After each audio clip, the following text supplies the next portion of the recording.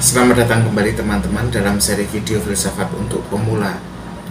Hari ini kita akan membahas aliran filsafat yang menyatakan bahwa pengetahuan itu dibangun oleh manusia, bukan sesuatu yang ditemukan begitu saja atau sesuatu yang ada begitu saja. Nah, filsafat ini disebut sebagai konstruktivisme. Dan kalau teman-teman tahu, konstruktivisme ini itu memang sangat berpengaruh dalam dunia pendidikan dan psikologi. Mari teman-teman kita pelajari lebih lanjut tentang konstruktivisme dan bagaimana pandangan ini mengubah cara kita memahami proses belajar dan berpikir. Teman-teman, konstruktivisme adalah pandangan yang berpendapat bahwa pengetahuan itu tidak ditemukan secara objektif di luar diri kita. Lalu di mana ditemukannya? Jadi pengetahuan itu dalam pandangan konstruktivisme dibangun oleh individu berdasarkan pengalaman mereka. Menurut aliran konstruktivisme, proses belajar individu itu atau manusia tidak hanya melibatkan penyerapan informasi dari luar dirinya, tapi juga ada proses aktif di mana individu manusia itu mengorganisir dan menginterpretasikan segala pengalaman yang mereka alami. Jadi kalau mau disimpulkan itu setidaknya ada poin utama kan kalau dari pengertian tadi. Pertama adalah mengenai proses pembentukan pengetahuan yang dilakukan secara otonom dalam dirinya sendiri, mandiri. Kemudian yang kedua adalah pengaruh dari konteks sosial dan budaya yang melingkupi individu.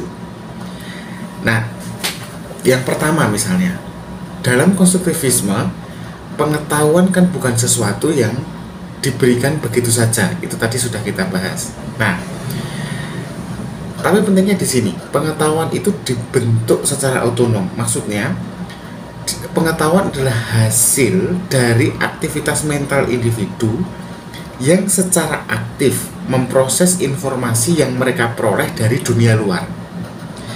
Jadi, kalau ini dimasukkan dalam pengalaman kita ya, ketika kita belajar, itu kita kan tidak hanya menerima pengetahuan dari guru atau buku. Sebenarnya kan nggak begitu. Pengetahuan itu seharusnya atau idealnya itu justru kita bangun lewat pemahaman dan penafsiran yang kita lakukan atas segala pengalaman yang memang kita alami sendiri ya, bukan orang lain alami ya. Dan kita alami sendiri pengalaman-pengalaman itu ketika kita berinteraksi dengan dunia di luar diri kita.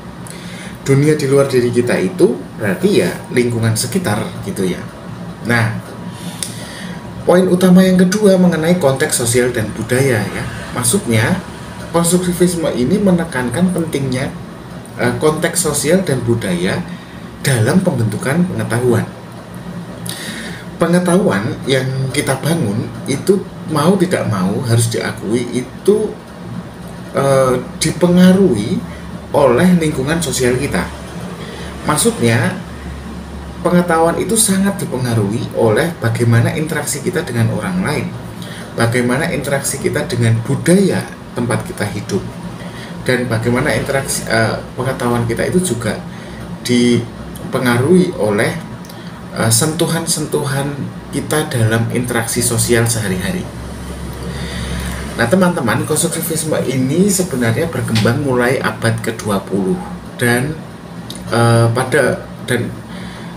sedikit banyak ya dipengaruhi oleh karya-karya beberapa filsuf yang juga psikolog terkenal. Setidaknya ada dua, yang pertama adalah Jean Piaget dan yang kedua adalah Lev Vygotsky. Dua nama yang mungkin teman-teman di bidang pendidikan sering mendengarnya ya. Jean Piaget, tulisannya Jean Piaget gitu ya. Dan yang kedua adalah Lev Vygotsky. Mari kita lihat pandangan-pandangan mereka yang nantinya ini menjadi cikal bakal konstruktivisme. Kita mulai dari Jean Piaget. Nah, Jean Piaget ini dikenal dengan teorinya mengenai tahapan perkembangan kognitif manusia dari dia lahir sampai kemudian dia dewasa.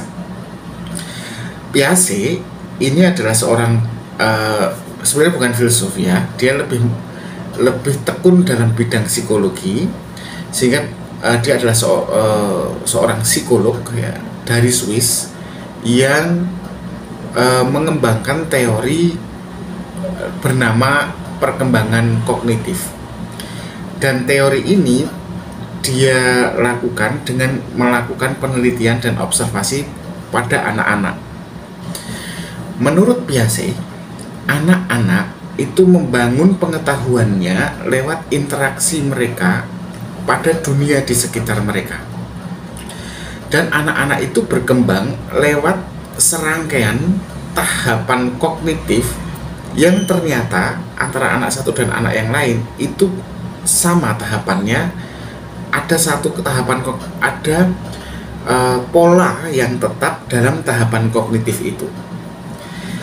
Piaget berpendapat bahwa anak-anak itu aktif membangun pengetahuan mereka berdasarkan pengalaman-pengalaman mereka yang langsung mereka alami, bukan pengetahuan yang diberitahukan kepada mereka.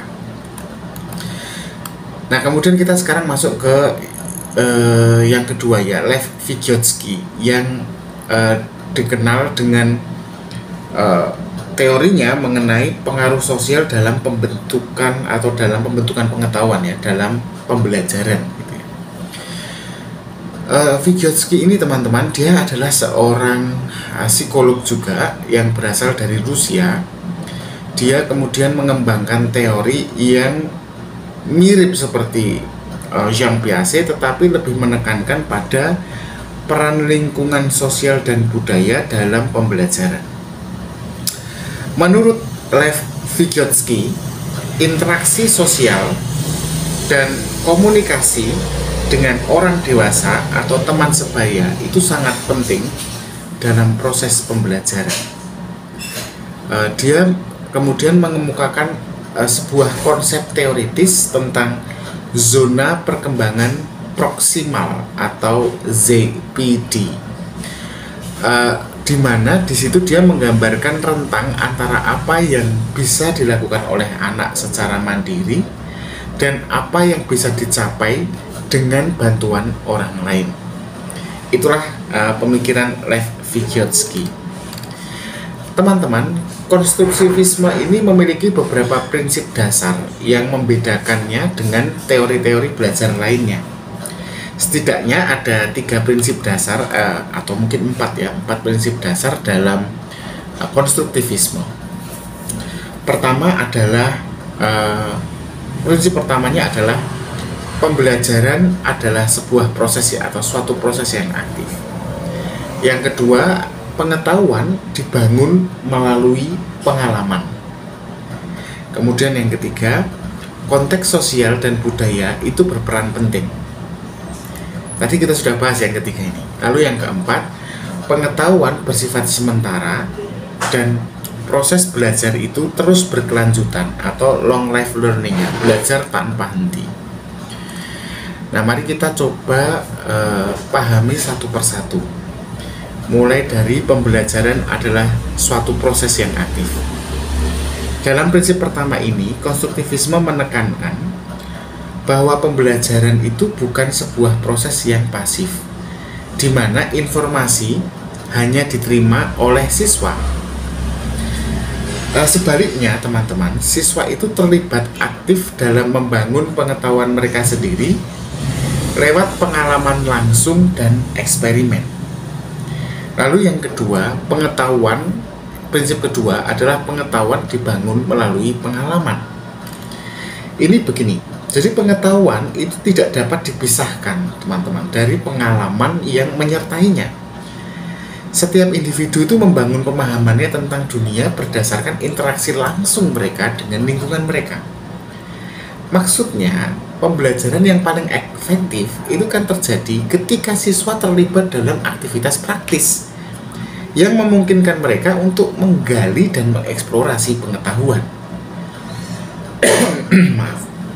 Kemudian kita masuk langsung ke prinsip ketiga yang tadi sudah kita bahas juga ya, konteks sosial dan budaya dalam pembentukan pengetahuan. Nah, dalam prinsip ketiga ini jelas ya, belajar itu tidak hanya terjadi di dalam diri individu, tetapi melibatkan apa yang kemudian disebut sebagai interaksi sosial. Siswa itu belajar, itu kan tidak hanya duduk diam dan mendengarkan ya, tetapi dia belajar itu justru paling efektif ketika dia terlibat dalam diskusi, kolaborasi, dan berbagi pemikiran dengan orang lain. Orang lain itu siapa? Ya dia guru, teman sebaya, atau mungkin orang dewasa lainnya, kakaknya mungkin, orang tuanya mungkin gitu, di rumah gitu ya. Oleh karena itu lingkungan sosial ini sangat penting teman-teman dalam proses pembelajaran. Kemudian yang keempat adalah pengetahuan itu sendiri bersifat sementara. Bersifat sementara, tidak ada pengetahuan yang sudah selesai di satu titik usia dan kemudian nggak belajar lagi gitu. Pembelajaran itu sebuah proses yang berkelanjutan. Makanya ada istilah long life learning, belajar seumur hidup. Kalau kita menilik konstruktivisme dalam prinsip yang keempat ini, itu pengetahuan bagi bagi aliran konstruktivisme bukanlah sesuatu yang bersifat tetap dan permanen. Pengetahuan itu terus berkembang. Seperti pemahaman seseorang tentang suatu konsep itu kan terus berubah seiring waktu. Perubahan itu disebabkan karena apa ya? Karena pengalaman-pengalaman yang terus berbeda yang diterima orang itu seiring waktu. Dan dari setiap pengalaman itu pun kemudian direfleksikan dengan cara yang berbeda pula seiring waktu. Sangat juga dipengaruhi oleh perkembangan kognitif seseorang. Semakin besar cara orang menafsirkan pengalaman yang sama bisa berubah kan. Dan itu artinya pembelajaran tidak pernah bisa berhenti. Nah teman-teman, bagaimana mengaplikasi konstruktivisme dalam bidang pendidikan? Kalau kita lihat dulu dari dampaknya ya, konstruktivisme ini punya dampak yang besar dalam dunia pendidikan, khususnya dalam cara guru mengajar dan siswa belajar. Banyak metode pembelajaran yang sebenarnya diadaptasi langsung ataupun tidak langsung ya dari prinsip konstruktivisme. Termasuk misalnya ada beberapa metode pembelajaran yang sering disebut sebagai pembelajaran berbasis masalah atau problem based learning, PBL. Dalam pendekatan PBL ini, pembelajaran berbasis masalah, siswa itu diberikan masalah yang nyata yang memang mereka perlu selesaikan, semacam kasus gitu ya. Nah, para siswa kemudian menggunakan pengetahuan yang mereka sudah miliki dan kemudian saling bertukar pengetahuan itu dengan temannya, bekerja sama untuk mencari solusi. Nah, metode PBL ini, pembelajaran berbasis masalah, problem based learning, itu kan sebenarnya kalau teman-teman perhatikan itu mendorong siswa untuk berpikir kritis dan juga menerapkan pengetahuannya dan sekaligus mengembangkan keterampilannya dalam memecahkan masalah. Itu metode yang sangat dipengaruhi oleh konstruktivisme. Ada nggak metode lain? Ada lagi. Pembelajaran kolaboratif. Nah, pembelajaran kolaboratif ini memang seringkali kita kenal ya dengan istilah belajar kelompok. Tapi sebenarnya jauh daripada, lebih kompleks ya daripada itu. Jadi kerja kelompok dan pembelajaran kolaboratif ini berbasis pada, sebenarnya basisnya itu pada interaksi sosial. Dalam pembelajaran kolaboratif, siswa itu kan saling berbagi pengetahuan dan pengalaman, dan saling berbagi ini akan memperkaya proses pembelajaran mereka. Kadang ada pengetahuan yang memang harus dialami langsung, tapi kan kadang ada pengetahuan yang didasarkan pada apa yang dialami orang lain. Nah, diskusi kelompok itu sebenarnya bisa membantu siswa membangun semacam pemahaman bersama mengenai satu topik ya, dari sudut-sudut pandang yang berbeda. perbedaan perspektif itu akan membangun pengetahuan menjadi lebih utuh ya, lebih holistik. Kemudian yang saya ketahui metode lain yang dipengaruhi oleh konstruktivisme itu adalah student centered learning ya, student centered learning atau pembelajaran yang berpusat kepada siswa. Nah, pendekatan student centered learning ini mengutamakan peran aktif siswa dalam proses pembelajaran. Artinya guru di sini bukan sebagai yang aktif dan siswa sebagai objek yang pasif. Justru dibalik ya, siswanya aktif, gurunya menjadi mengurangi keaktifannya sehingga hanya mendampingi ya dalam pembelajaran. Dalam konteks ini, siswa biasanya itu didorong untuk menyusun pertanyaan, tetapi kemudian mencari solusi dari pertanyaannya dan kemudian mengatur proses pembelajaran mereka sendiri. Tentu saja semuanya dalam bimbingan guru, gitu ya. Jadi guru tetap berfungsi ya, tetapi fungsi guru di sini hanya menemani mereka belajar dan membantu mereka untuk menemukan jalan pembentukan pengetahuan yang tepat. Nah, apakah konstruktivisme ini ada yang mengkritik gitu ya? Ya tentu ada. Tidak ada satupun aliran dalam bidang filsafat yang tanpa kritik. Meskipun harus diakui konstruktivisme ini punya banyak manfaat ya, terutama dalam bidang pendidikan. Nah, setidaknya saya menemukan ada 3 kritik utama pada konstruktivisme. Yang pertama adalah konstruktivisme ini sering dianggap membuat atau menyulitkan dalam proses pengukuran kemajuan siswa. Maksudnya gimana? Jadi gini, karena konstruktivisme kan menekankan pada proses yang sangat otonom, yang sangat individual, yang sangat pribadi dari setiap siswa untuk membangun pengetahuan. Karena seperti itu, maka beberapa orang itu melihat bahwa cara atau metode konstruktivisme ini bisa menyulitkan bagi sekolah atau dinas pendidikan, katakanlah begitu, untuk mengukur kemajuan siswa secara objektif, mengukur kemajuan belajar maksudnya ya. Nah, karena apa? Karena kan kemudian tidak ada patokan yang jelas ya tentang seberapa banyak pengetahuan yang sudah dibangun siswa dan tentang pada titik mana kompetensi harus diraih siswa gitu. Itu sulit. Karena apa? Karena kan memang masing-masing siswa punya cara belajar yang berbeda, punya objektif atau tujuan belajar yang berbeda, dan mungkin bahkan materi-materinya juga berbeda satu sama yang lain. Jadi kemudian susah sekali ketika harus dibangun standarisasi. Padahal pada titik tertentu asesmen itu kan penting ya, pengukuran kemajuan belajar itu kan penting, karena itu untuk melihat apakah satu lembaga pendidikan itu layak untuk tetap ada atau tidak. Kemudian yang kedua, konstruktivisme itu terlalu banyak fokus pada aktivitas belajar individu. Beberapa pengkritik konstruktivisme itu menyebut bahwa konstruktivisme ini terkadang memang terlalu terlalu menitik beratkan pada pendekatan individual. Sementara siswa ini juga perlu belajar untuk bekerja dalam konteks yang lebih luas ya, konteks kelompok atau masyarakat. Memang untuk kritik yang ini bisa kemudian diselesaikan dengan metode belajar kolaboratif ya. Tetapi dalam pembelajaran kolaboratif ini kan tidak bisa dijalankan secara terus-menerus ya, karena ada beberapa hal yang memang akhirnya harus dilakukan dengan pembelajaran pola individual, tidak bekerja sama. Oke, yang ketiga, kritik yang ketiga itu ketika konstruktivisme ini menekankan pada pembelajaran secara individual, persoalannya tidak semua siswa itu mampu mengelola pembelajaran yang mandiri atau yang bersifat individual. Kan tidak semua siswa ya teman-teman yang punya kemampuan tidak semua yang punya kemampuan untuk mengelola pembelajaran diri mereka sendiri.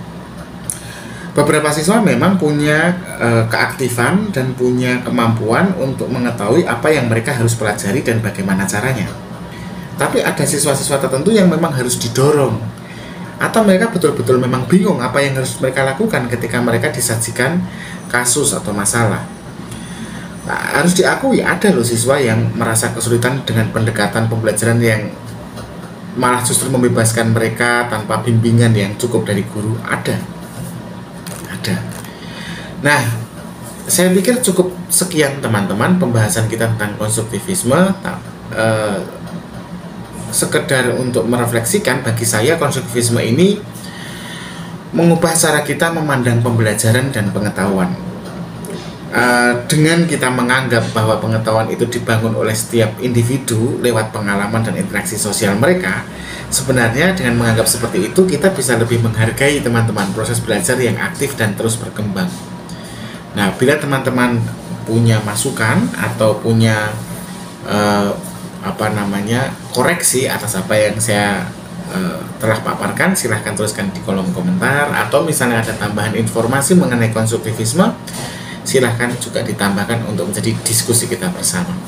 Terima kasih untuk kelas online hari ini. Tetap berpikir kritis.